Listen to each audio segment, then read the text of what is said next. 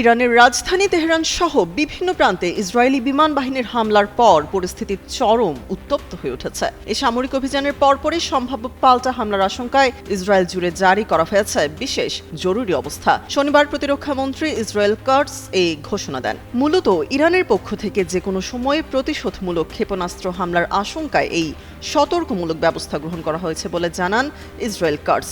White plus pro sensitive স্কোয়ারে মাঠের বাইরেও তো আমরা এভাবে দেশপ্রেম দেখাতে পারি।